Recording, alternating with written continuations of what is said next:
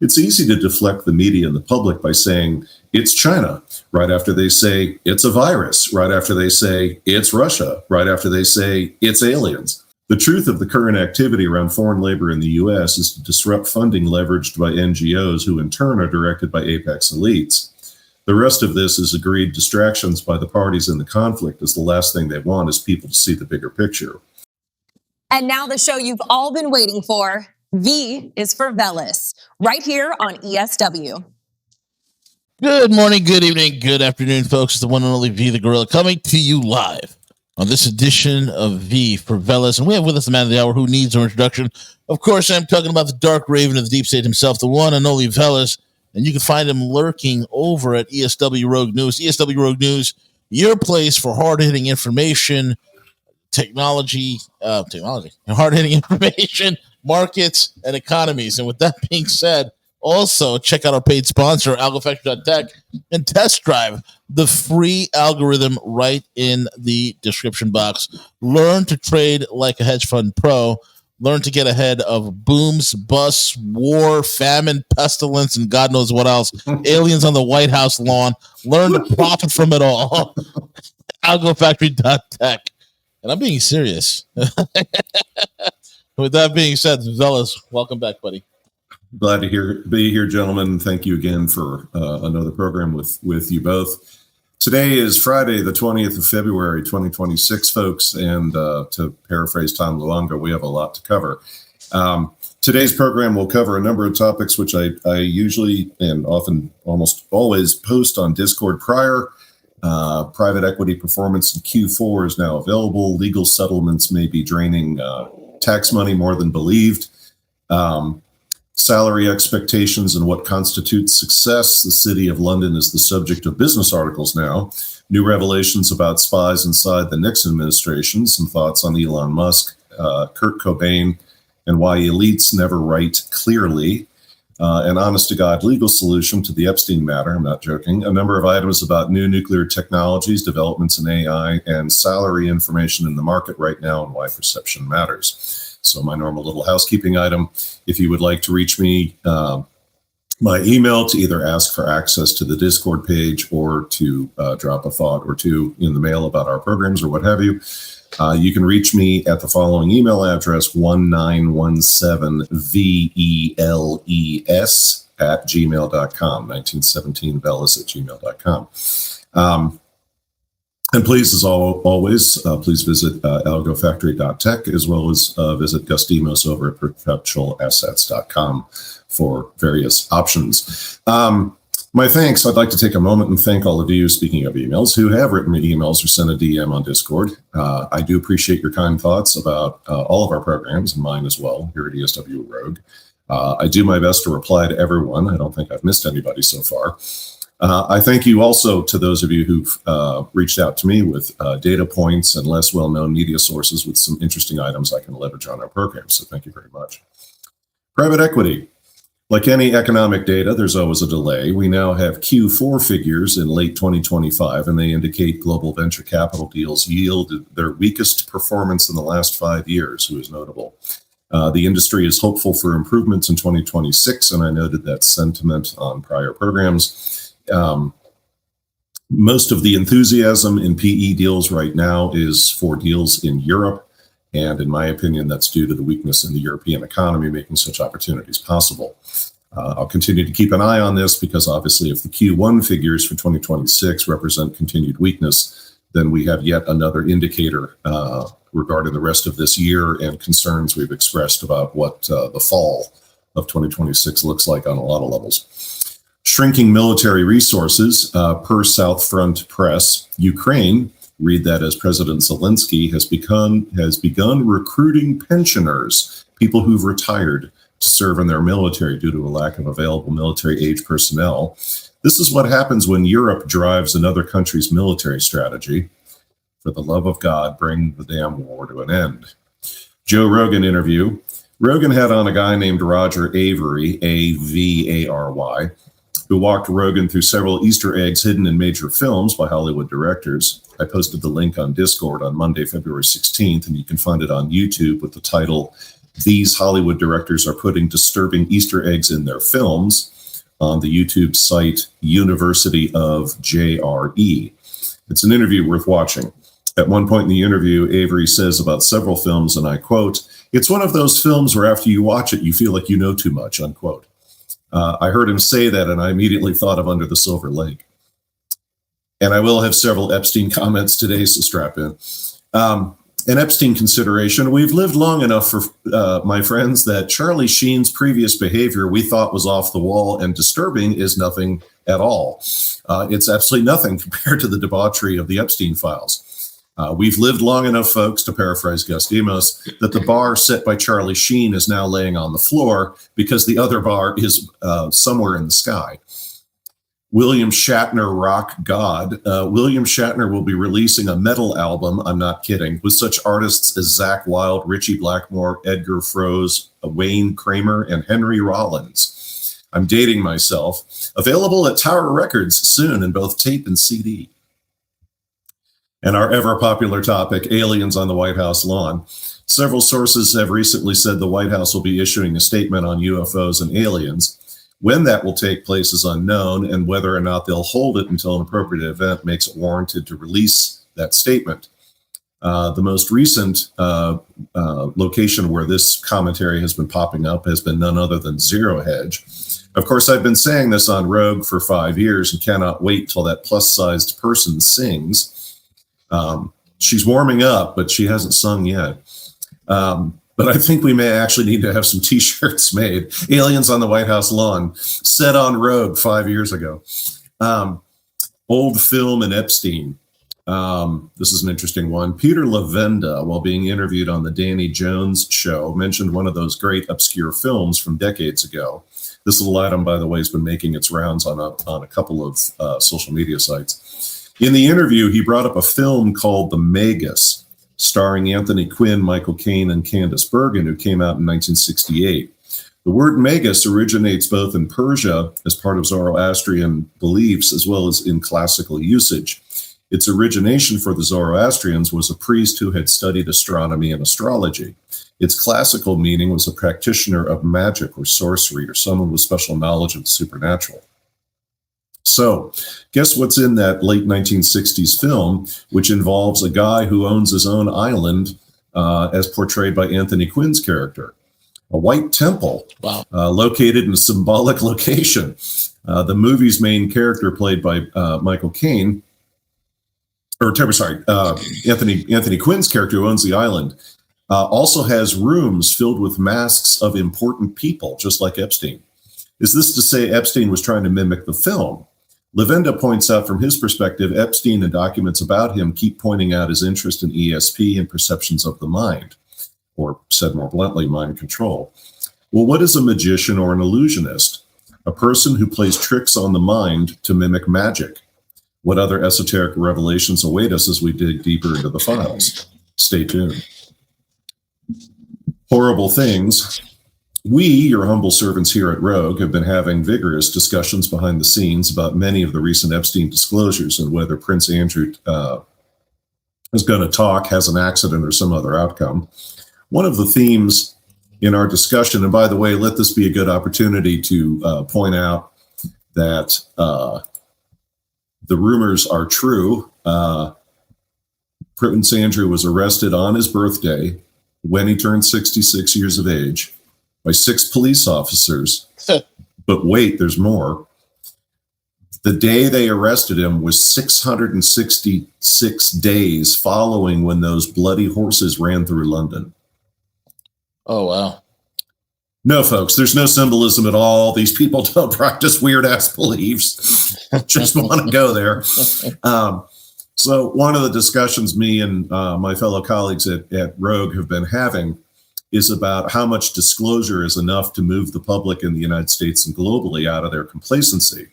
I'm not suggesting violence, and we certainly saw what phone calls and letters to Congress did when the movie JFK was released in the early 1990s.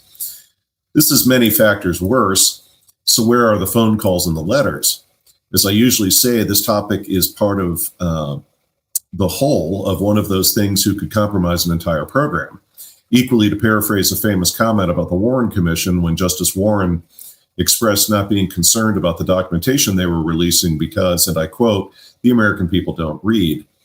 As this is an appetizer item in today's program, let me say this. Do we really need the videos and the photos collected by law enforcement from Epstein properties to make the case horrible things have occurred? I spent several years in human rights research and Truth and Reconciliation Commission history. I'm not saying this is hyperbole.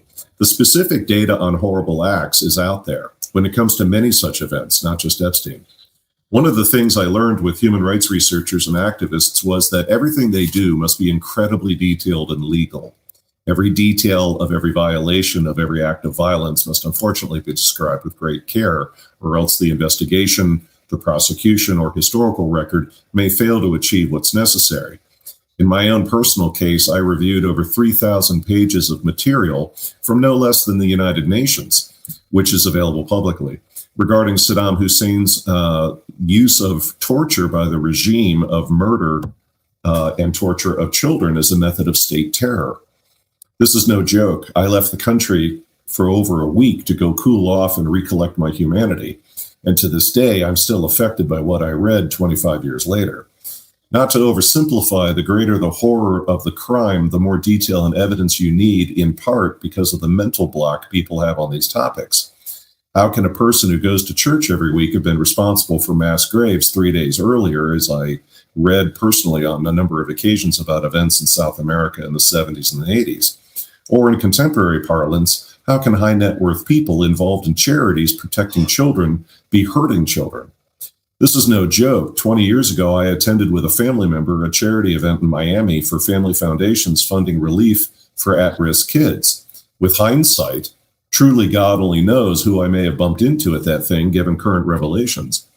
When we consider the revelations about clergy, youth group leaders, and the weekly story about another high school teacher having sex with a kid, we must admit it's much wider than Epstein. But Veles, none of us want to see those Epstein films, but someone must view them to prove they're as bad as it appears to be. Do we really? We know factually the photographic and video evidence is so voluminous, it needs to be put into warehouses, yet no one will release it. Now consider what I just said. You have literal warehouses of photographic and video evidence, and none of it will be, nor can it be released. That is certainly not because anyone is prosecuting Jeff Epstein, as officially he's dead. There are many amateur researchers and others who, through official requests and FOIAs, have asked to review, at least in part, that content, and they're denied every time. Let's discuss something closer to all of us, no matter where we live. Right now, out there in the United States, are state bureaus of investigation and FBI personnel breaking up child trafficking and pedophile rings. Yes, Washington, D.C. is a cesspool, but I'm talking about FBI field offices and state-level investigations. In nearly all cases, they acquire photographs and video of children being harmed in a variety of ways I will not mention. In my own time as a member of the FBI's InfraGard organization, this topic came up and agents spoke candidly, to the degree they could, about the content they reviewed as part of prosecutions. I've met police officers involved in prosecuting people possessing that kind of content, and they're never quite the same again after they've been involved in that kind of work. Here's the thing. All that content had to be, keyword, created somewhere. It had to be distributed by well-run networks. The written descriptions of the evidence are in the public domain. Epstein and his networks were on another level beyond local and national prosecution. Let's also not forget the revelations about Hollywood and P. Diddy the last few years. Never mind the adoration of Hollywood celebrities of Roman Polanski, who will not return to the United States because of why again? If you feel the need, then read the files themselves and go to the Justice Department website and review them, as well as several other websites that are now available that have the prior documentation releases. This is beyond your taking your favorite commentators' summaries and opinion at face value, and that includes me as well. Peru.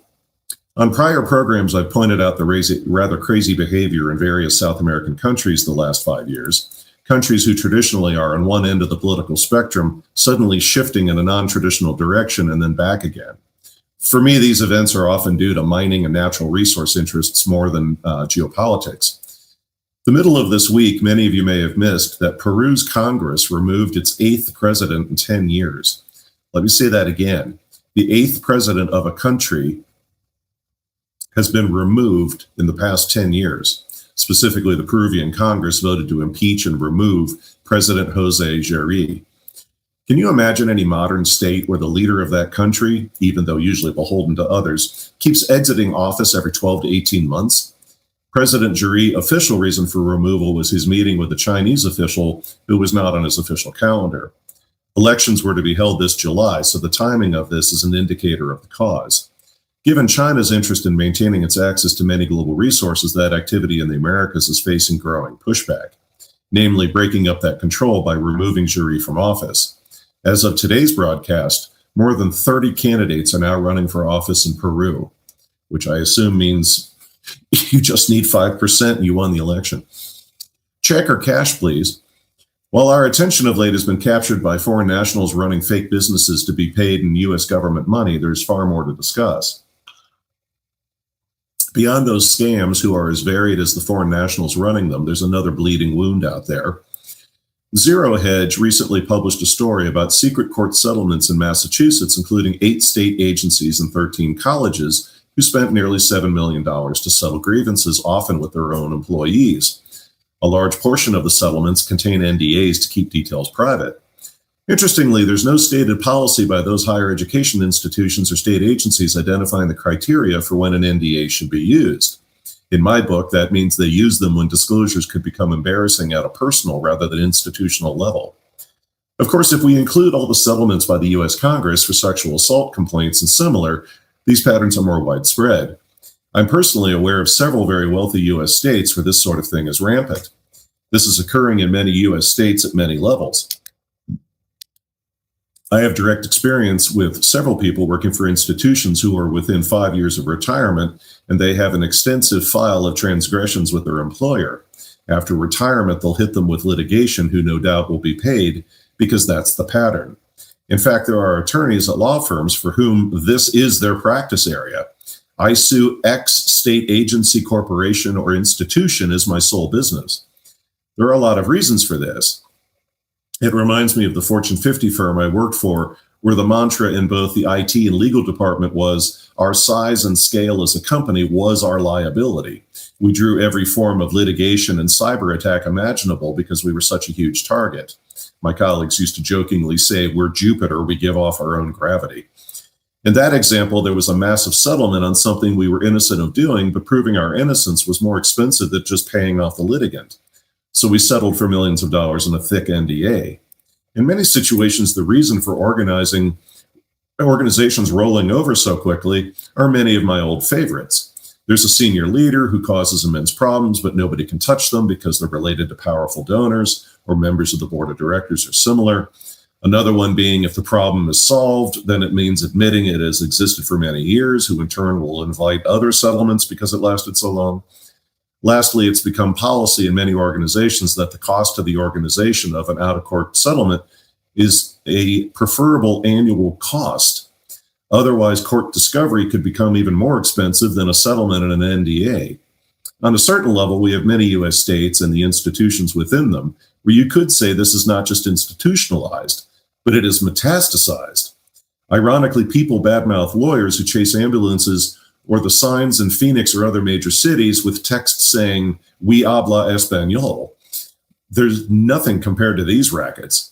Can the problem be resolved? Yes, and resolutions can also be placed in NDAs to keep the repaired dirty laundry from seeing the light of day. In the clear, in a recent defense industry article for spacewar.com, the title of the article literally said, and I quote, "The City of London says it's ready to support the EU's rearmament push." Not the British government, not the Bank of England, not whomever supports Europe's moves. City of London. The City of London has now come so clear into the open that they issued an official statement from their corporate offices in Hades and said they support rearmament across Europe. The only thing left for them to do is have their leadership group, known as the Crown, making a public statement without their skin suits and appearing as the lizards they are. Kubrick and Bob Hope. Sometimes I find we have to rewatch videos on YouTube of various people who've analyzed the film Under the Silver Lake. I'm sure some of you are tired of my talking about that film, but even now I still catch slight things in it I missed previously. Worse yet, sometimes content from that film only becomes a revelation given recent events. So too with the same amount of people who analyze Stanley Kubrick and his films. If you know anything about how Kubrick behaved as a director, even by the standards of movie makers, he could be a very difficult person to work with. He was very exacting and drove people nuts with his edits and various angles and objects he wanted in scenes in his films. It was recently pointed out in his seminal work, Eyes Wide Shut, in the mansion with the orgy, one of the key attendees was wearing a Bob Hope mask. MK Ultra, anyone? If you remember prior programs, we've delved into that one. Telling truth without telling truth. We have a lot in the news lately about China's involvement with U.S. human trafficking, narcotics, anchor babies, and funding various protests in the U.S. In my opinion, what you're witnessing is public relations management by the Vorlons and the Shadows not to admit the true nature of the conflict. It's easy to deflect the media and the public by saying, it's China, right after they say, it's a virus, right after they say, it's Russia, right after they say, it's aliens. The truth of the current activity around foreign labor in the U.S. is to disrupt funding leveraged by NGOs who in turn are directed by apex elites. The rest of this is agreed distractions by the parties in the conflict, as the last thing they want is people to see the bigger picture, which that segment dovetails quite well with Gus's recent program. Why the anger again? Oh, that's a good one. I love the cigarette. A year or so ago, I noticed Elon Musk had become radioactive on social media. Various websites, including a car-focused website called Jalopnik, went out of their way to blame every ill in the auto industry on Elon Musk. There may be faults, of course, with Elon, and including his penchant for women who practice witchcraft, but not to that degree. At the time, I felt it was because any association with the Orange Man was going to draw fire. As time has gone by, I should have seen the true root cause. It's about Twitter, now known as X, and the ability for data to be made public who's outside the media structure who existed prior to him running X. Many will be tempted to interpret that as part of the conservative and liberal dynamic, who it isn't. One of the most profound realities being the degree of individuals, as well as, yes, well-funded organizations, with their own agendas, posting summaries and analysis of the Epstein files. A topic who most recently, I must admit, my being dumbfounded at the Wall Street Journal article they recently published, a publication who posted an article saying the most recent document drop clearly proves Epstein and Ghislaine Maxwell acted alone and there was no conspiracy. I almost fell out of my chair. Reminded me of the famous statement about in certain situations you will doubt what your eyes see because of the pervasiveness of the state. Equally, the famous exchange during the Warren Commission that I mentioned earlier about we're leaving too many facts in the public record and Warren's comment about people don't read. Thanks to X, enough people are reading and sickened by the analysis and depth of what's in there. That said, yes, we will probably learn more about what form of relationship Elon had with Epstein. Yet this has been a long and ongoing item with Elon Musk long before the topic came up. Simply going after Musk because of his relationship with Orange Man Bad was never enough, and there had to be more. In parallel with this, recall what I said more than a year ago about Elon at dinner parties in Northern California, of which supposedly he doesn't attend anymore. He kept talking at these parties about the advanced propulsion research and development his companies were performing for the military. Really exciting and otherworldly stuff, to paraphrase what he said. According to Crazy Days and Nights, at the time, Elon was warned by men in black suits with bad attitudes to cut that stuff out immediately or he'll never see another contract, much less another sunrise. Why does that matter? He was speaking with Tesla employees recently about his vision for space again. Recall also Jeff Bezos has made some wild statements in that regard himself, not to mention he built that clock who will run for 10,000 years up in the mountains. That's no joke. Bezos' reasoning, in case something happens and future generations need to rediscover knowledge of the stars and advanced timekeeping. In Elon's case, while speaking to his employees recently, he described how upon exploring our solar system, we may encounter ruins of ancient civilizations and their technology. I wonder if men in suits recently hopped in their unmarked cars to go pay him a visit. Victories. There are victories in the recent Epstein file releases. We have lawyers, executives, professors, university officials, and others who are being forced out of jobs because of association with Epstein. A basic search will reveal more than 20 high-profile individuals who've stepped down, and more are coming. I do sit with glee in a bag of popcorn when it comes to Les Wexner taking fire in order to appear at that deposition this week. An item for whom, by the way, the rumors are true. That's not your imagination. It actually happened that while Wexner was speaking at that deposition, his attorney on a hot mic leaned over and said, "I will effing kill you if you answer another question with more than 5 words." That's no joke. And so I sit with my popcorn watching what's going on with him. We've had amateur researchers and reporters confronting various Ohio State personnel who had relationships with Epstein, then a professor at another university who's a piece of work. They have emails from that professor talking about the university not needing to put Epstein's name on a building if everybody is so squeamish, but who are you to deny me money for my department's research? This was following Epstein's original conviction. If you perform a basic search, you'll find MIT, Yale, Harvard, and a host of other schools on the defensive or moving professors out the door. A personal favorite of mine from the no stone unturned category is this one. 2 Milwaukee, Wisconsin Symphony Orchestra board members resigned because of their connections to Epstein. Ironically, for one of them, his associations with Epstein only added to being accused at the same time of also being a pedophile. These 2 individuals would be Peter Mailer, who has resigned because he was a recruiter for Epstein from the orchestra, and Eric Hobbs resigned due to sexual assault of children. Noting those I've mentioned, here's the short list. In the commercial and financial sector, we have Kathy Rumler, the chief legal officer and general counsel at Goldman Sachs. We have Brad Karp, chairman of the Paul Weiss law firm, and Brad resigned also as a trustee of Union College. There's Sultan Ahmed bin Suleiman, chairman of DP World, a Dubai logistics company. Next up is Thomas Pritzker, the Hyatt Hotels chairman, who stepped down on February 16th. In the government and diplomatic world, we have Peter Mandelson, UK ambassador to the United States, who also resigned from the House of Lords this month and is also under criminal investigation, or maybe. Then we have Morgan McSweeney, the chief of staff to the UK Prime Minister.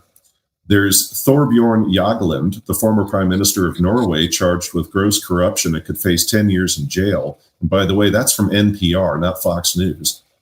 We have Mona Ewell, the Norwegian ambassador to Jordan, who resigned after revelations that Epstein left $10 million in his will to her children. Next up is Miroslav Lajjak, the national security advisor to the Prime Minister of Slovakia and is the former UN General Assembly president. Then Jack Lang, the head of the Arab World Institute in Paris and former French culture minister who resigned over allegations of having financial leaks to Epstein. We have the Swedish diplomat Joanna Rubinstein, who resigned after a 2012 visit to the island was revealed. In academia, we have Larry Summers, a professor at Harvard University and the former U.S. Treasury Secretary. David Gelernter was suspended from teaching computer science at Yale University pending investigation. Then we have David Ross, the department chair of the School of Visual Arts of Manhattan, who resigned from his position this week. Next up is Dan Ariely, business professor at Duke University, and Duke also closed 3 research centers, including Dan's Center for Advanced Hindsight, though Duke does claim there's absolutely no connection. Martin Nowak, a Harvard professor, has lost their university title. We have Leon Botstein, the president of Bard College, who's under review for his ties to Epstein. There's Nicole Junkerman, a visiting professor from Lancaster University and Royal Marsden Cancer Charity Board member, who resigned from both positions. Lastly, even Mayor Bass of Los Angeles is asking Casey Wasserman, the head of the Olympic Planning for LA Committee, to step down due to his ties to Epstein. As more in-depth review of the files occur, I have no doubt things like this will continue. When people tell you nothing has occurred since the release of the files, I would tell you that's not exactly true. It may not be what people desire, but there is fallout and we have many months to go. That's a long time. Beyond the various theories about rock and roll stars, insurance policies, and record labels, the following is just downright weird. Kurt Cobain, who passed away in 1994, we're now being told in 2026 may have actually been murdered. There were rumors at the time, and in the intervening years, something about his death didn't make sense. Yet why did 32 years have to pass before this revelation? Further, it's moments like this where if you read carefully, people make statements like the obvious nature of the forensic data makes it very obvious this was murder. I'm sorry, it took 3 decades to come to that conclusion? Yes, there were folks out there writing articles and similar, putting forward the idea that Cobain was murdered. Those stories never really seem to catch on, nor do we have that riveting, high-ranking top 5 crime thriller book written about his death. Perhaps the usual lawyers and others paid or threatened people to keep quiet. So let's come to it. Why is this coming up now? And my gut says this has nothing to do with just clearing the record on what happened to him. Because obviously, if he was murdered, it begs the question by whom and why.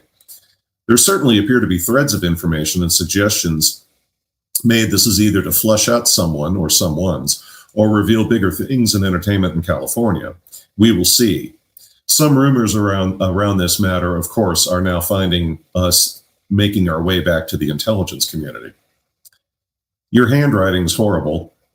There have been some humorous comments made on social media about how Jeff Epstein wrote his emails or other wealthy individuals and how they write messages. You're being directed to make fun of those things, and that is a form of psychological operation, and they do this for a reason. Why do Epstein and others like him write so poorly or in a disjointed fashion? Simply put, it's a sign of power. There was a book I read a long time ago about the practices of very wealthy families in the U.S. on the Eastern Seaboard. Families who use the vilest language imaginable, which is treated as completely acceptable at dinner because they don't need to follow social convention or etiquette.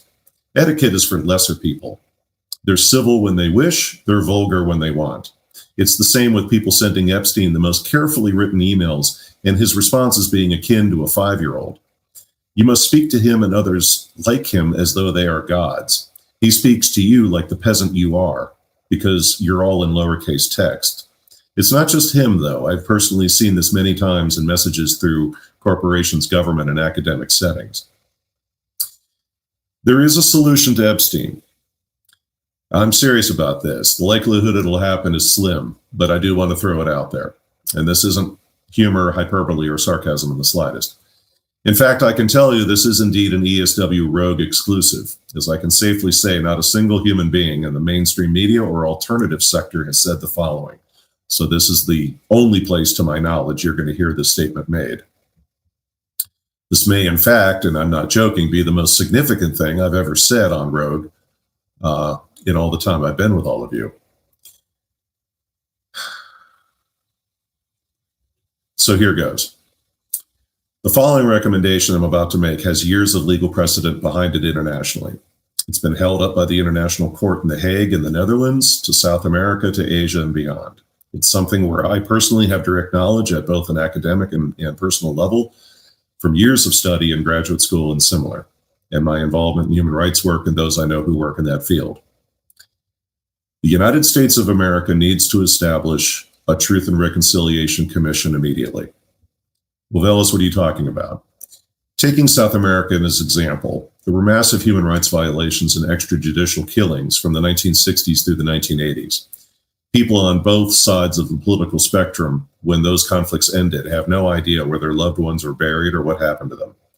If you were a mid or lower level person involved in those events, even if you killed somebody, you were granted amnesty and clemency if you testified in full to what you knew, especially in South America when it came to finally informing people where the bodies of their loved ones most probably were.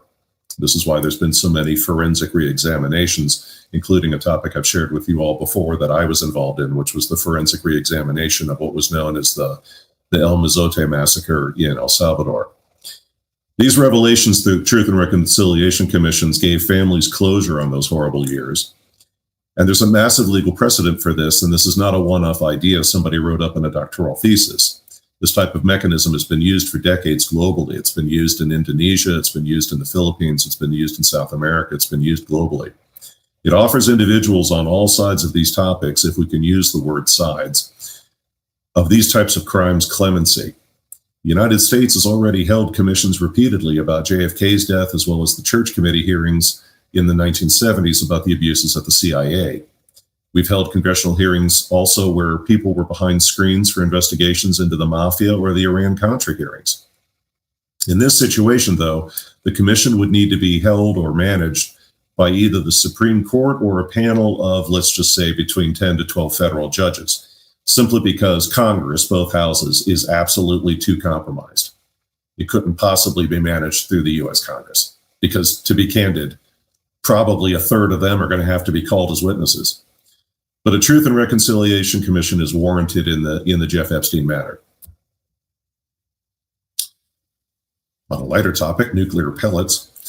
From a publication called The Register, we have the following. By the way, if you've not periodically checked out that publication, please do.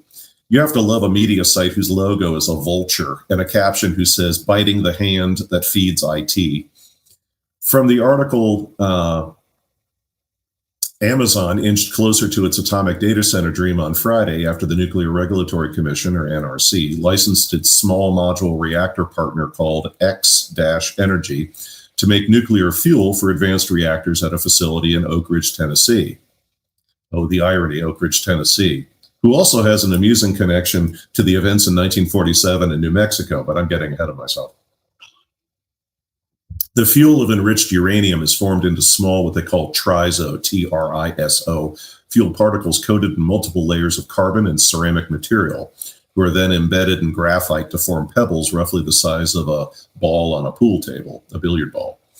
Hundreds of thousands of these, what they call pebbles, will be circulated through the reactor continuously. In the case of the XE-100 type of generator, heat generated by this process is captured using helium gas and then used to produce steam to drive a turbine. Each XE-100 reactor is expected to produce up to 80 megawatts of power continuously for 60 years. For context, that's enough power for the typical Amazon Web Services or AWS campus, though the new AI data centers that are being envisioned require up to 50 times that much power, which of course begs the question, then build 50 generators. We're not dispensing investment advice on these technical developments, and the firms involved might be something worth researching. We know the nuclear rollout is coming, and it's a question of which technologies and which U.S. states will have them, along with similar unknowns. Main course item, AI rules all. Not really. With the current massive media campaign to sow confusion and discord, let's try and keep our heads. I'll be the first to acknowledge that's a challenging prospect. If many of the potential outcomes identified on my program in the range of August and November come to pass, we have a full plate, certainly in the next few months. As usual, it's in our overlord's best interest to keep us guessing, confused, and arguing with one another. I'll use an example from Russian history. When Russia and Japan went to war in 1905, thanks again to the London Corporation, by the way, the Russian fleet sailed from near St. Petersburg in the west nearly around the world to reach Kamchatka in the east, where the showdown with Japan would occur. All along the route, the Imperial Russian Navy was being fed reports meant to mislead and exhaust them en route. As a result, when the fleet arrived, the crews were exhausted and most of the warships needed maintenance. Japan wiped out Russia's Imperial fleet in short order. That's the sort of thing we have to avoid. In relation to my opening topic about AI, please note, I'm not saying in any way, shape, or form there is zero risk to certain job types from AI systems. Several articles warning about job losses are floating around out there. We simply cannot say the outcome will be completely as described. I've also shared, based on conversations I've had with literally dozens of colleagues, current layoffs claimed to have been caused by AI were not AI. It's simply cost cutting being attributed to AI. Several important takeaways. First, AI is only as capable as the people using it, and this includes considerable time for maintenance and support of those systems. As most companies are obsessed with cutting costs, especially right now, they're not going to spend what's required to train personnel and support those systems, not at least in current time. Second, every major time you read an article about layoffs due to AI or firms cutting back due to AI, I will tell you 90% of the time that's untrue. The first question is, what's the name of the AI platform or software who replaced those employees? Then what specific work did AI software assume from those folks you released? Because these articles are always written very vaguely. I could go on. My point is, I'm not claiming godlike visibility, but I do know my way around this topic, and I know a ton of people in the industry. If 2 or 3 AI tools or engines were specifically replacing workers, you would see tons of industry articles saying exactly that. You would see articles saying this executive saved X amount of money, Z number of hours by leveraging this specific AI software. Why? Because overpaid executives need to have those articles written to explain how they seamlessly saved all that money with AI. Yet those specific data points and facts simply don't exist. Third, then we must assume outside of some job adjustments due to AI, they're lying, and this is purely cost-cutting measure. Carried out the way it always was carried out by cutting 10 to 20% of personnel and expecting everyone who's still alive to pick up the slack. Fourth, we've been here before.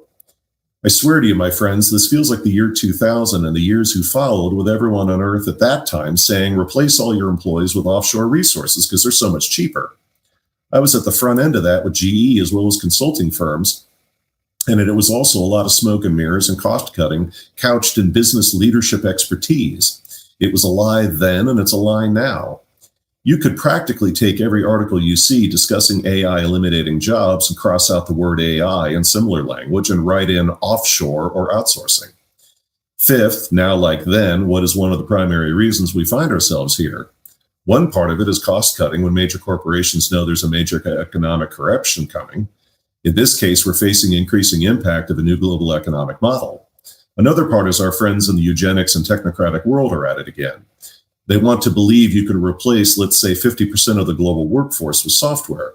Then, via means I will not mention on this program, we get the world's population down to a much smaller number who's easier to manage and control. That has failed every single time they've attempted it. Every time. And it will fail again. It's just that in the interim, it's going to cause a lot of pain in the workplace and the economy till they realize they've failed again.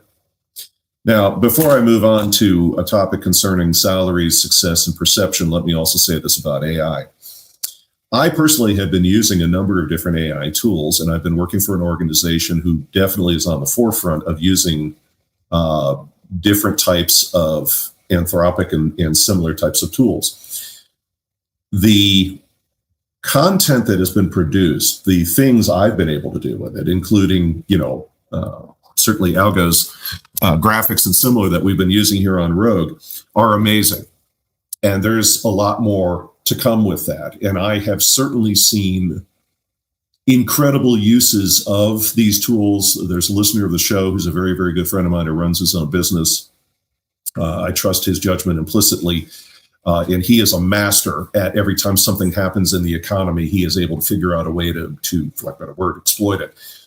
And the things he's able to do with certain tools were literally almost like the old days. And I've never been that type of IT person, but for folks that used punch cards and similar, quote unquote, truly back in the day, it was funny. I admit my ignorance. I didn't even understand when I was in college why my engineering classmates were so adept at using a lot of, early computer systems and so on. It was because they were punching a lot of calculations and things into their engineering work by basically putting in the data, flipping a switch, and letting the software run for X amount of time and spitting out whatever it was they needed. In the old days, it was just, banks doing that to balance out the books. So the gentleman I mentioned, along with others, they've got, all the different GPT tools or Claude or what have you, the paid for version, where they've now got systems built that they can just pump in what they wanted to do. They go have a cup of coffee and come back, and it's like, here you are, and I've already tested it. So is there really incredible work being done with AI tools? Yes. Does this portend some very interesting things for the future? Yes. Does it portend some very terrifying things for the future on a lot of levels? Because one of the things that's been discussed, and I assure you, what I'm about to say is an incredibly hot topic, but there's very little being written about it for a very obvious reason that you'll realize in just a moment.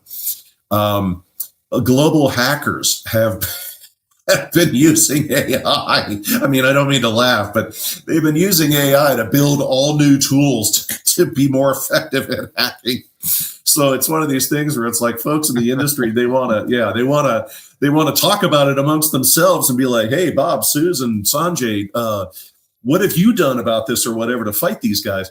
But at the same time, there's a whole bunch of people running into editing rooms of publications saying, whoa, we're not publishing that article. But everybody needs to know. Yeah, I know. But you see, the more we talk about it, the more they're going to keep doing it. So it's very much Pandora's box. But coming full circle to what I was saying, and I know many of you in the audience are probably tired of this with me, but it's like, look, I've been on this earth a long time, and I've worked as a consultant in so many different types of, industries and lines of work, and government and state and federal and commercial, the list goes on, academic institutions. And I've seen I'm always, my current job has taught me more than I hate to admit, where I thought I pretty much understood that industry I've been working in the last few years. And I'm like, nope, didn't understand crap. Okay, well, it's a learning opportunity. But it's happened so many times, folks, where it was like, hey, personal computers are really cool and they'll enable you to do this. It's like, yeah, but it took years of a lot of people working with it. And let's go there. In the early days, it was a lot of video games. It's like, yeah, I can balance my checkbook, but this video games are just much more interesting. Then as time went on, we had the high-speed networks. And I say this, tongue in cheek, but it's true. What was one of the things that pushed communication networks globally, folks, to all new levels? There's no other way to say it. It was porn. I mean, it was, banks and other institutions were like, well, we're really concerned about uptime and how available the systems are. And it's like, yeah, you're nothing compared to people that are watching nude people on film. That's what really pushed the industry. And of course, where are we right now? Well, depending on who you talk to, 3/4 of all the activity right now, as you're listening to my voice on the internet, is bots. It's software talking to other software. So this is just another area of evolution. But to say at this time in that evolutionary curve, oh yeah, we're using Claude and it eliminated, 65% of all of our bank tellers. No, it didn't. I'm sorry. There's no damn way. I mean, are there people using it in amazing ways? Yes. Will you be able to use it in amazing ways at this bank or institution? Yes. Is the curve of how fast you're going to be able to leverage that shrinking? Yes. That is most certainly true. But do we know that X piece of software today will enable us to eliminate nurses or eliminate people reviewing medical records or whatever? We're not there. So it's like in current time, a lot of these layoffs, unfortunately, are the same reasons we've heard our whole lives. It's just get the money off the books. We don't care how you do it. And if everybody gets overworked, let them quit. But we're removing this money out of the business. So moving into salaries, and there's a lot of qualification with this topic about this data, because when I first started reading it and was discussing it with some people, folks kind of went into low Earth orbit and said, God, Veles, holy God, like, where do they come up with these numbers? And it's like, hang on, there's some detail behind this. The Business Journal's website, some of you may know as like Business Journals of Charlotte, Business Journals of LA, et cetera, recently published an article pointing out both realities of inflation on salaries as well as current expectations. And as I've kind of been going with this, it's a bit of a sensitive topic, so bear with me, because some of you may hear these numbers and be like, what? Wait a minute, holy crap. So the first item is, if you earned, or your goal was to earn, let's say $100,000 in salary in the year 2000, 25 years later, to earn that same amount of money right now, you would need to be earning $180,000 to $190,000 annually. Now, this depends, of course, on how you calculate inflation, where do you live in the United States geographically, and other considerations. And for people like myself who work regularly with hiring decisions or being hired, whether salaried or a 1099 contract, we obviously have a perspective on those numbers. That perspective is the most salaries during that 25-year period have shown very little movement. In fact, the largest of employers are still howling about high U.S. salary rates and why they need either visa labor in the U.S. or offshoring to quote unquote stay competitive. Please regard what I just said about AI. There's a parallel to a very distinct area of the economy, and that is the interstate truck drivers. Specifically, they used to say a good driver in the mid-1980s could make about $80,000 a year. In contemporary time, drivers are basically making that same figure. There are several variables impacting all job salaries, and in summary, when calculating the cost of consumer goods, or CPI, as well as overall inflation, earnings have been essentially flat with no improvement. And there's been a lot of articles about this. Said even more simply, You're lucky if your level of earnings has kept pace with CPI and overall inflation, much less exceeded them. Yet there's another important element to this topic. A firm called Empower recently dug into this further from the perception and success. They found in late 2025 the average salary, keep that in mind, average salary Americans consider to be successful is $270,000 a year. Of course, that figure can include base salary, other benefits, etc. Fascinatingly, boomers said the figure is 100 grand, Generation X said the figure is 212K, and millennials said it's 181K. Generation Z believes the figure is 587 a year. You can see with ranges like that why the average is 270, as Gen Z has skewing the figure. For instance, rather than using an average, let's use a median of those figures, and we arrive at a figure of about 197,000 a year, who's on par with the original inflation figure. Our Gen Z friends, and this does not explain who or where those surveyed live, really threw the numbers off, nor did anyone ask on what basis those surveyed from Generation Z came up with that figure of nearly 600 grand a year. According to the research by the firm Empower, what do people perceive, keyword, perceive are barriers to success? 35% said the economy, 30% said irregular or insufficient income, 20% said a lack of knowledge or understanding about finances, and nearly 30% said not setting financial goals early.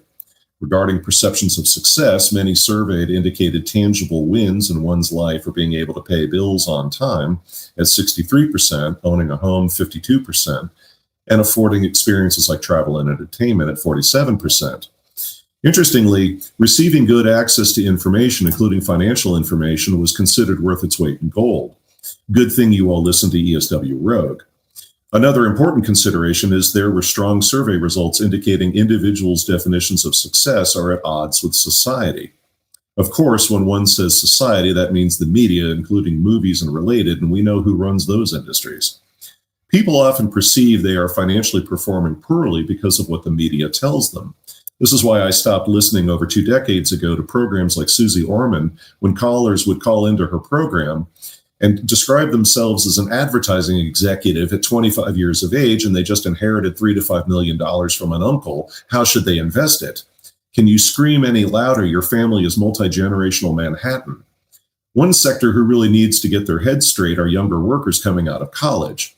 I'm not saying that either to be unfair or unkind as it relates to the media-induced perception topic.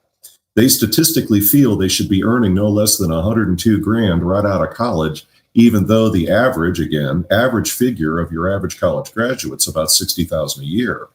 Importantly, what is another major contributing factor to that quote-unquote need to earn that much right out of college? This is where it gets a little interesting.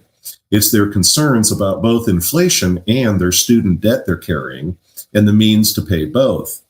So let's summarize this. Should we all be mindful of inflation and its impact on our investments? Yes. Does this mean we all need to earn the salary figures I just mentioned or higher? That's a bit complicated. I've worked for a couple of firms who, when you pull up your earnings information, they also will include your 401k contributions from the company or other direct contribution figures by that employer, along with what they cover in your insurance premiums and other benefits. Then they present you a combined figure, who I'll admit when I was younger was always a lot higher than I and my coworkers thought it would be. As a result, we may have been at or above the kinds of figures I just mentioned. Here's a consideration the information I just covered does not include. When asked about the level of earnings and what constitutes success, no one ever identified how old is the person they had in mind who's earning that figure. So are we talking about somebody in their 20s? Are we talking about someone in their 40s or their 50s? And then last but not least, in a topic that especially V and Algo cover quite often, as well as Ben Kelleran, your earnings do not reflect what your investments will bring you in the long term. And as we often talk here on Rogue, whether it's geopolitics or just your own personal lives, please always try to think long term. If your investment strategy is sound and you're comfortable with what you earn, carry on. My opinion, though, is those higher salaries are going to be very hard to justify outside of certain roles and industries in the coming months if things we've been describing should go down. Gentlemen, I've got one other piece on the deep state. Shall we cover that today, or do we want to give that a go on another program? I mean, I'm good for it. V? Yeah, let's go for it. Okay. Deep state things. Adding to the list of things who were rumor or considered conspiracy is the following. Something was declassified recently who, thanks to people who deeply monitor certain topics, was not missed. For me, it's on par with the revelations about the Silverman spy organization inside the United States during the Cold War. The net of that topic being the Silverman spy organization proved Joseph McCarthy was correct. McCarthy's methods at the times may have left something to be desired, but the threat was very real and why McCarthy had to be destroyed. So what is this new revelation? What many are unaware is following President Nixon's abdication of the presidency or stepping down from the presidency, a U.S. government grand jury of prosecutors deposed him at his residence. This is the week for depositions, evidently. They came in all fire and brimstone with attitude, and they should have known better because Nixon started bringing up things neither any of the people deposing him actually wanted brought out loud, and now it's in the record. He brought up what was known as the Radford Incident, or the Moore-Radford Affair, where a Navy yeoman, Charles Radford, assigned to the National Security Council during the Nixon administration. He was a highly trusted individual and moved around key government and military offices without issue. No, he wasn't spying for the Soviet Union. He was spying for the Joint Chiefs of Staff, for those of you who remember the movie 7 Days in May. There are many facets to this topic, and we don't have the time to delve into all of them, but your synopsis is this. Richard Nixon was leveraging Kissinger to open doors with China as a counter to Soviet power in Asia and globally. This was very complex because it was being achieved by the U.S. working with Pakistan to get in touch with the right people in China. U.S. intelligence had also learned the Soviet Union was supporting India against both China and Pakistan. This led to an initial back channel between the U.S. and China, where if India made a move against China with Soviet help, the U.S. would help China. This may seem mildly fascinating in 2026, but in the early 1970s, this was the sort of information who could kick off World War III. So why the issue if the Joint Chiefs are spying on the White House foreign policy moves? Well, beyond the fact officially the U.S. civilian government makes foreign policy and military decisions legally, with the military responsible for carrying them out, the Joint Chiefs were opposed to such a thing. Not to oversimplify, even an armistice is peace, much less a peace agreement. If the U.S. was able to build a relationship with China, among other things, as a counter to Soviet power, it's a chess move who blocks a lot of wars from becoming reality. The U.S. military knew the degree of U.S. military supremacy over other countries the U.S. possessed at the time, or at least what they believed that supremacy was. Ignore what occurred in Vietnam, as that topic is something else entirely. Loosely said, war is good for business and it's good for military justification. I mean, think of what the world would look like if after World War II, we didn't make the Soviet Union more of an adversary than they were and actually started cutting back on our military footprint. My God, the Pentagon might be a shopping mall and a carpet warehouse by the 1950s. To paraphrase Dune, we're dealing with plans within plans here. Even with these disclosures, there's still narrative control. These disclosures acknowledge a much greater role of the Joint Chiefs, the FBI, and the CIA all spying on one another, including spying on the White House. Loosely said, factual and documented evidence of what one could call an entrenched bureaucracy who will not tolerate significant change in things, or if you will, a deep state, a state within a state. From history, we have Hawaiian Congressman Daniel Inouye's famous statement during the Iran-Contra hearings, when describing what occurred to him during the event had been led by people who, and I quote, believed in an elitist vision of government that trusts no one, certainly not the people, not the Congress, and not the cabinet, unquote. Again, we have layers within layers on that topic as well with what occurred in Nixon's administration. What do I mean? Well, you see, it's Henry Kissinger, because he was part of Nixon's administration. Kissinger has been proved by many to have been a key London corporation asset. I say key because he formulated long-term strategies for London. Was Kissinger also spied on by the Joint Chiefs? Yes. Was Kissinger loyal to Nixon or the United States? No. Conflict reduction was not one of them, but leveraging cheap labor and resources from China was. As I said, even with these recent revelations, it was not simply the military was overstepping their bounds relative to civilian government. There were many elites, both inside and outside the U.S. government, with various agendas. For all Richard Nixon knew about secrets in government and various elites, he still didn't understand how far down all of this went. Regardless of what a person may feel about Richard Nixon, this much is true. Could he have investigated the Joint Chiefs and cleared out this mess? Yes. Did he? No. And that was by design. You see, during these depositions, which have now been released, he's on record as saying it would be devastating to the United States to drag this kind of truth about the military leadership into the light. And there are also reasons to now believe there was far more going on with the Watergate break-in than we know. Time will tell. If you'd like to know, read up more on this, conduct an internet search for the New York Times opinion article written on this topic, which was 7 pages of Nixon grand jury testimony reveal the real threat of the deep state. I yield the floor, gentlemen. All right. V, go ahead. Yeah, well done, Veles. You cover the gambit of everything, and I encourage more people to, encourage everybody to go back and listen to this again and have a notebook and some dark roast ready. You know, didn't Nixon say something along the lines of "they might do me like Jack"? Yeah. Oh, yeah. Yes, and there's also the, again, it's one of those things where it's on tape, it's written down. If people would read, you'd find it where a reporter asked, or a close friend of Nixon's asked him about the events concerning JFK, and Nixon said the difference between me and President Johnson is I wasn't willing to kill to become president. Yeah, see, that's pretty that's pretty plain. And as we've covered on many a show, folks, that's not to say that LBJ did that one all by himself. That was a lot of people, but he certainly benefited from it. Yeah, I mean, there's Nixon, like I always love the line from Star Trek that even on Vulcan, we say only Nixon could go to China. Yeah. There is so much with Nixon's administration, folks, the same way that there's so much with Reagan's administration and Clinton's administration beyond what we think we understand about those periods in time and what occurred in their administrations, because oftentimes, because they're all radioactive. You either love or hate Reagan, you either love or hate Clinton and Clinton's antics. And Nixon has been demonized 6 ways from Sunday, but it's like, if you really understood, I say the same thing about JFK.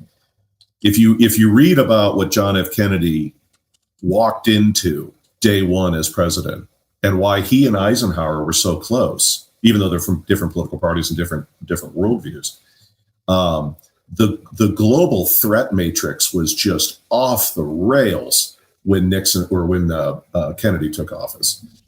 I mean, people are like, well, yeah, the Cuban Missile Crisis. It's like, the hell with the Cuban Missile Crisis. There was like 5-6 major things between the Congo, Asia, monetary rates. I mean, it was just, it's one of those things where it reminds me of senior executives I know who interview, ask all sorts of leading questions. They become a C-level or a vice president of an organization, and they resign in under 30 days. And when I speak to these people, and I'm like standing on a street corner like Goodfellas with my hand on my mouth going, what the hell happened? And it's like, Jesus, they lied. It's like, oh my God, there's so much wrong in that company. I am not doing that job. I've been a VP before. I've been a CEO or a CFO before, but I am not doing that job. Holy God. So much happened in Nixon's administration. And I still consider it, in a dark way, high comedy that Ford, who's, I wouldn't say everybody's fall guy, but he's everybody's favorite person, whether it was the Warren Commission, because Gerald Ford was on the Warren Commission, or other things. Ford is always the guy you stick into a situation when you need somebody neutral to just kind of sit in that chair. But the assassination attempts on Ford were very real. And if you look at what would have happened if Ford had died, there was a very serious move to put Nelson Rockefeller in the White House. Wow. And it's like, Ford always played his role. I'm going to vote the way I'm supposed to vote on the Warren Commission. I'm going to do this thing. Spiro Agnew gets yanked out of the White House on the most, even the Russians were like, the American vice president got removed from office for what? I mean, it's like, you got to be kidding us. We're in Moscow going, is this, you guys screwing with us? Is this what you're doing? But they stick Ford in the White House. Nixon steps out of the White House, and there was this massive move to say, okay, Gerald, here's your pen. You need to make Nelson Rockefeller your vice president. And, and the plan was to stick Rockefeller in the White House just as soon as we kill Ford. The joke in Washington, D.C., in a bar I was in one night when I was talking with people that are into this sort of thing, I got to tell you, folks, bars in Washington, D.C., if you know the right bar and the right day, and I've mentioned this before, like Shelley's Back Room and some other places, D.C. is like the joke about lawyers, that there's only one joke about lawyers, the rest aren't jokes. Nobody loves to talk more about how screwed up Washington, D.C. is than the people who've been there for 10 to 20 years. And they'll tell you stories that'll just blow your mind. And they'll just sit there laughing with a drink in their hand saying, and that shit will never be covered by the media. They're like, everybody knows, like, whatever it was. But the joke, loosely, was, this was all done to get Rockefeller into the White House so that the loosely said deep state and London and everybody else could finally put a push pin into the United States and say, there, we got everything the way we want it. But the joke in DC was that people felt the reason why they didn't make more of an effort to remove Ford from office was, quote, they were concerned the public was, to channel my inner Gus, the public was still asking too damn many questions about JFK, and the last thing they wanted to do was give them something else to say, hey, wait a minute, I think I'm noticing a pattern here.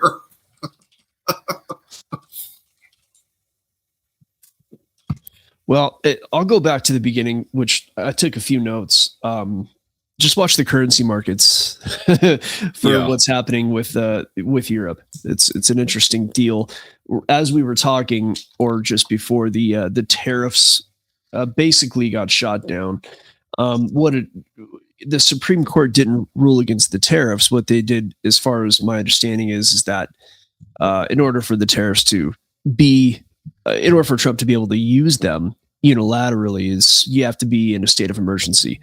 Now, apparently the Supreme Court is saying that we're not in a state of emergency. Well, guess what would put us right back into a state of emergency? And guess what we're sending over to the Persian Gulf? Just, some aircraft carriers and, jets and all kinds of stuff going over there. So, and if that doesn't work, we've got some aliens landing on the White House lawn. Yeah, right. We got aliens. We've got, Michael Jackson's still alive, dancing with Elvis. Yes.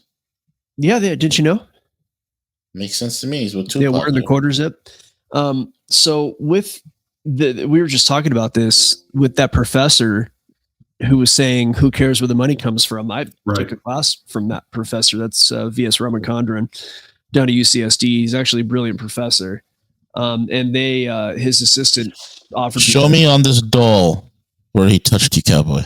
In my heart, touched my heart. So long story short, I was offered a job in his lab, and I chose not to work there just because I didn't want to work in that, neuroscience. I wanted to work in biology. But long story short, very interesting professor. It's whatever. I used to describe him to people way back when, because he made a real impression. It looked like an Indian Groucho Marx. It sounded like Sean Connery and acted like he was on crack.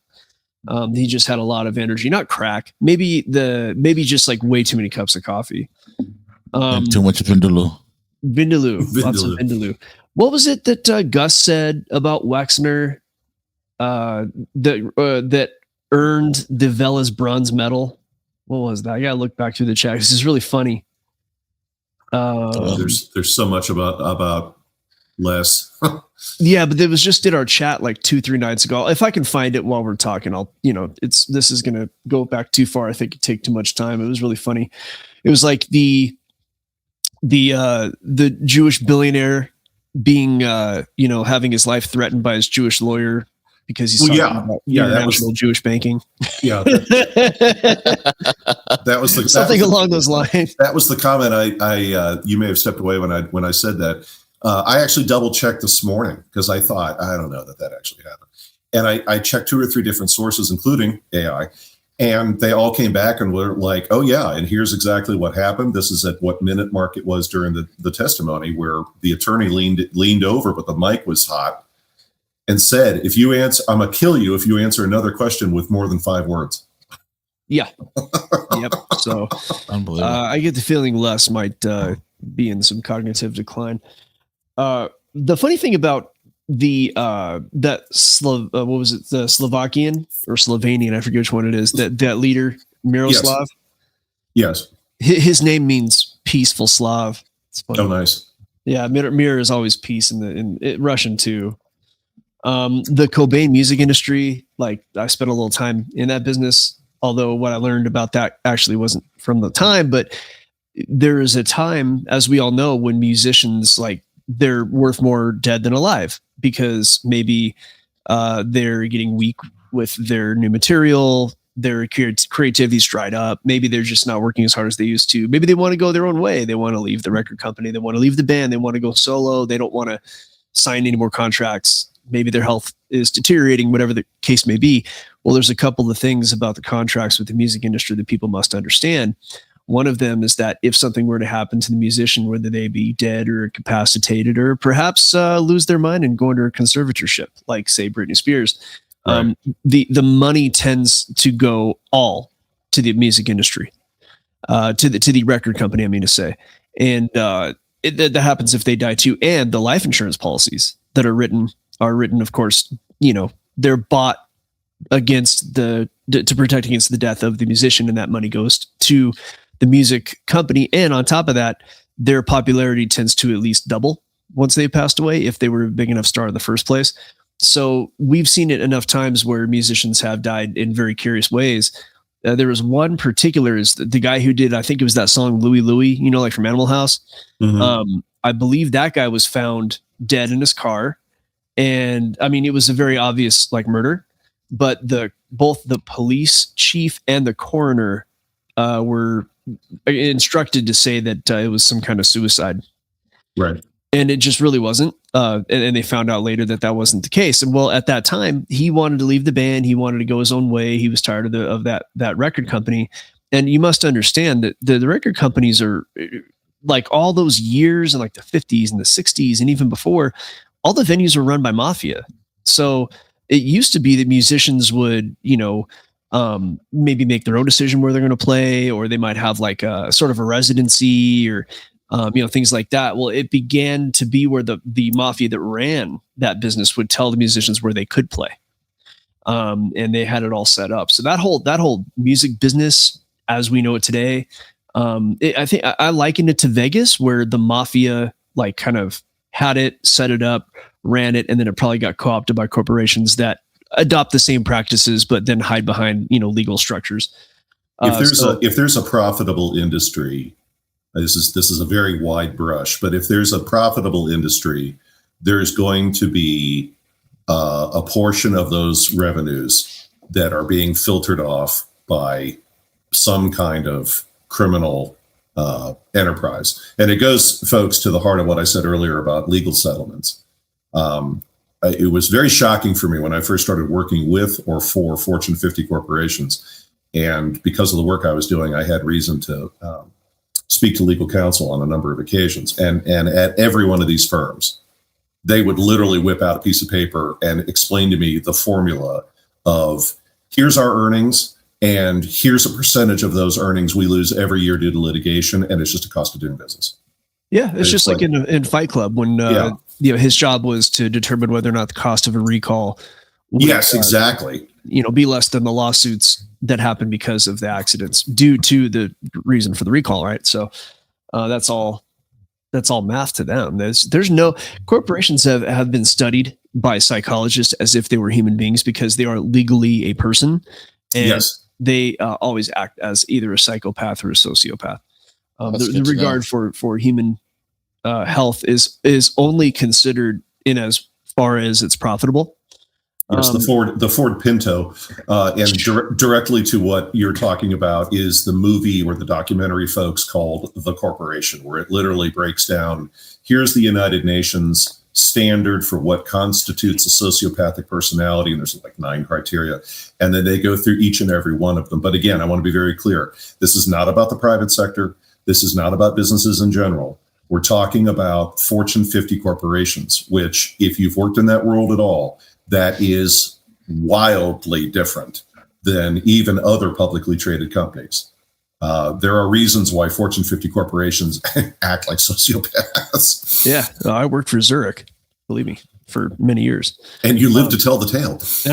Well, I knew how to answer all the questions right.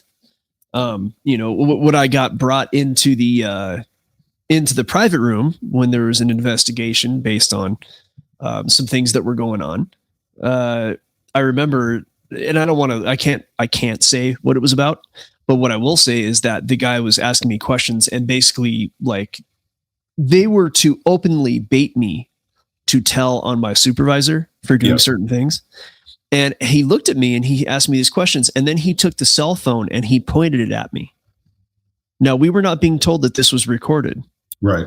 But he just took the cell phone, pointed at it, and he tapped next to the cell phone a couple of times and looked at me and nodded. I'm like, oh, okay. I see. So, these are just the little things that if you're going to play in that world, you must learn to navigate. If you either want to stay alive or at least keep your job, stay alive professionally. So, I could tell you that I did things. I did a real good job for them. And there were some things that I kind of accidentally got into, like either not my fault or whatever, that really should have had me fired, but I was not let go. And that's for a reason. So AI slop, when it comes to the workplace, I've heard that there's a guy who did a whole show on this, and I think I posted it in the Discord, but they've done the math and it's losing companies money. So you have all these people using AI to do their job for them. And then the time it takes to go back and fix the mistakes that AI made is actually costing more money. So, yes. Now I wouldn't underestimate AI. I do a fair amount of it, as you know, and there's other bits that, don't touch Rogue that I use. Just the advances that we've seen in AI, like artistic generation in the last 2 years, it's scary. It is so scary. It is like what AI can do with like music, video. It's insane. And just the last 2 years of advancement are telling me that the next 5 years are going to blow your mind. And I think that the real legitimate replacement of white collar workers is going to happen. I think that what's happened so far, as you've indicated, has been an excuse to let people go during a time when salaries must be cut. It's like, oh, AI is doing it. And maybe it's not really doing it, but we just are using that as an excuse. I think the time will come when it's no longer an excuse. And I think that time is sooner than we think. I did some projections on just like AI, just asking AI questions on how soon it will be affordable to replace human workers for simple physical labor with the robots. And that's not very far off. It's already been happening since like the 90s in factories. So it's just a question of, on a long enough timeline, this is going to happen. So you need to figure out, if you want to financially stay alive, what type of industries will be replaced last.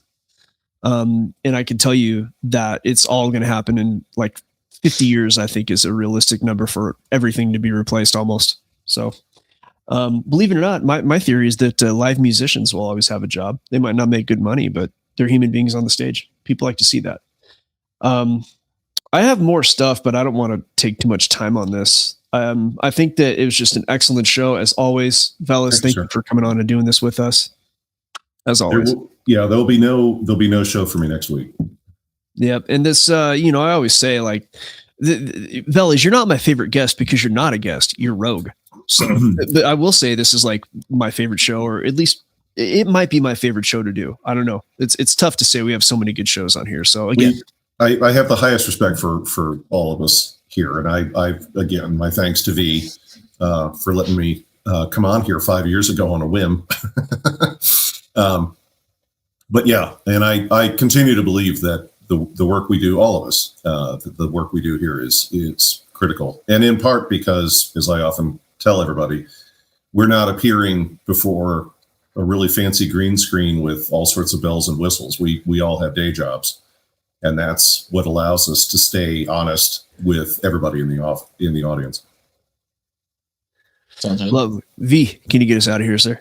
Absolutely. Thank you guys for listening in. We'll be back Monday. Enjoy your weekends, everybody. I know some of you are going to be facing some snow coming this weekend, so stay warm.